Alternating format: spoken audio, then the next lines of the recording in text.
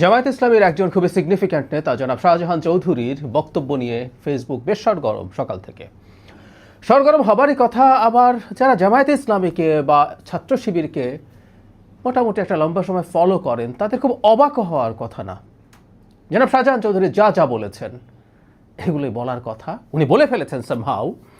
এক ধরনের ক্ষমতার গরম তাদের শুরু হয়েছে সম্ভবত সে কারণে, কিন্তু তাদের ভেতরে এই রকমই তারা। আমরা এই আলাপ অনেক দিন ধরে করছিলাম। আমি নিজে জামাত শিবির এই দুটো সংগঠনকে মূলত ফ্যাসিস্ট সংগঠন হিসাবে আইডেন্টিফাই করার চেষ্টা করেছি, রাইটলি করেছি। কারণ আমি দেখেছি ভিন্ন মত নেয়ার মতো ন্যূনতম মানসিকতা তাদের নেই।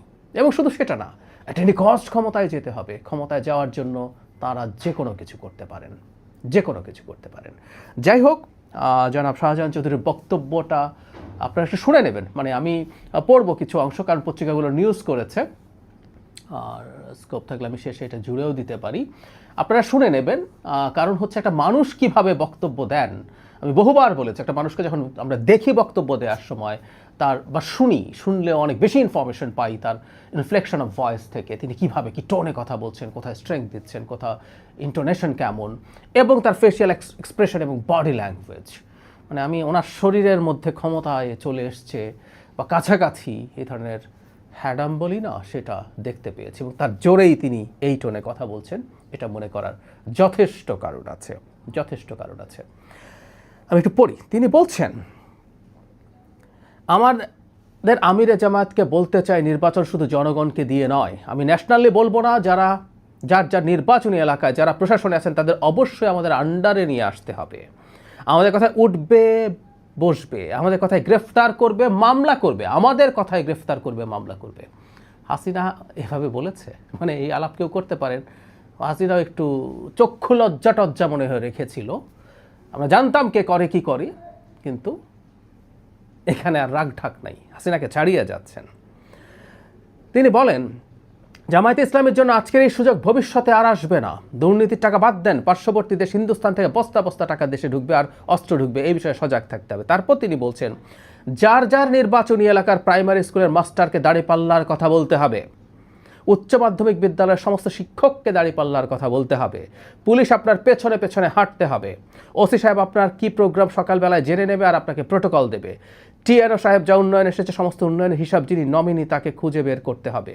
তারপর উনি কোথায় কীভাবে খাতির দিয়ে কাজ নিয়ে এসছেন তার একটা বর্ণনা দিয়েছেন। জামাত কী বলতে পারে আমরা ধারণা করতে পারি, এটা খণ্ডিত বক্তব্য ইত্যাদি। সো পুরো বক্তব্যটাও ফেসবুকে চলে এসছে সো কল্ড খণ্ডিত বক্তব্যের জবাবে। ওনার এই বক্তব্যে কোনো রকম কোনো প্রভাব আসলে পড়ে না, কারণ এটা খুব কম্প্রিহেন্সিভ যে ক্লিপটা ছড়িয়ে পড়েছে। উনি আসলেই এগুলো বলেছেন এবং এগুলো মিন করেছেন। শুরুতে একটু তার বক্তব্যের মাঝে যেটা বলছিলাম, মানে ওনার কথায় মামলা হবে, ওনাদের কথায় গ্রেফতার হবে, এবং সব টিচার বা সবাইকে, স্কুলের টিচার, কলেজ টিচার সবাইকে দাড়িপাল্লার কথা বলতে হবে। তার মানে ঘাড় ধরে বাধ্য করানো হবে, দাড়িপাল্লার কথা বলবি না মানে। কথাটা এই রকম। চিন্তা কতটা ফ্যাসিস্ট হলে, কতটা স্বৈরাচারী হলে এরকম চাপিয়ে দেওয়ার কথা বলা যেতে পারে। এই হচ্ছে পরিস্থিতি।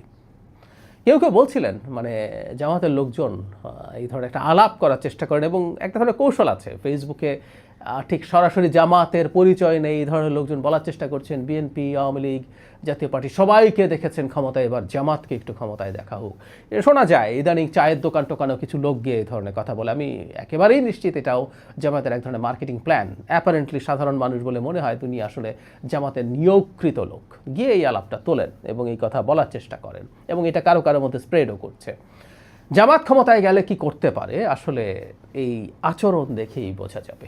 ক্ষমতায় যান নাই, উনি যে বলছেন এই সুযোগ আর আসবেন না, উনি মনে করছেন সুযোগ খুব কাছে চলে এসছে, ক্ষমতায় যেতে পারে। এই বোধ জামাতকে কোথায় নিয়ে যেতে পারে সেটা আমরা নিশ্চয়ই বুঝতে পারছি। এই জনাব শাহজাহান চৌধুরী কিন্তু একাধিকবার এমপি হয়েছেন, সুতরাং তাকে আমরা খুব হেজিপেজি কেউ মনে করব না, তাকে খুব তাচ্ছিল্য করব না, যে না কেউ জামাত চেষ্টা করবে ডাইলিউট করার জন্য। উনি খুব সিগনিফিক্যান্ট কেউ নন, উনি অনেক সিগনিফিক্যান্ট মানুষ, নিজে নির্বাচনে জিতেছেন। আমি ঘেটে দেখলাম সম্ভবত 91তেও জিতেছেন, তখন তো ইভেন জোটও ছিল না, কিন্তু উনি তখনও জিতেছেন। সুতরাং তার কথাকে খুব গুরুত্ব দিয়ে নিতে হবে। জামায়াতে ইসলামী তার ভবিষ্যৎ রাজনীতি স্বার্থে কখনো কখনো বা মাঝে মাঝেই খুবই বিনয়ী, খুবই জনগণের পক্ষের, ওয়েলফেয়ারের পক্ষে কথাটা বলেন ক্ষমতায় আসার স্বার্থে। আদতে তাদের মানসিকতা এইরকম। কারণটা আমি এই কারণেই বলি যে আমি যখনই জামায়াত বা শিবিরকে নিয়ে কোনো সমালোচনা করি, এই যে এই ভিডিওর নিচেও অকথ্য গালিগালাজ হবে, অকথ্য গালিগালাজ হবে।